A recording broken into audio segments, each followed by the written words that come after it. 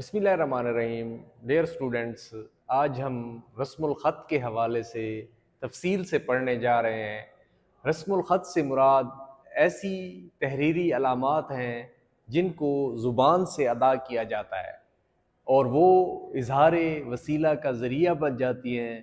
शुरू में इंसान अपनी बात दूसरों तक पहुंचाने के लिए और अपना मुद्दा बयान करने की खातिर इशारों और मुख्तलिफ नकूश से मदद लेता रहा। रफ्ता रफ्ता इन इशारों और नकूश ने बाकायदा एक शक्ल अख्तियार कर ली और ये बाकायदा शक्ल हरफों लफ्ज़ों में ज़बान के रस्मुल ख़त के तौर पर मुतशक्किल होकर बतदरीज जो है ना मौजूदा शक्ल तक पहुँची। बकौल डॉक्टर सुहेल बुखारी, रस्मुल ख़त मुख्तलिफ़ आवाज़ों की तहरीरी अलामतों यानी हरूफ हिज्जा का एक निज़ाम है।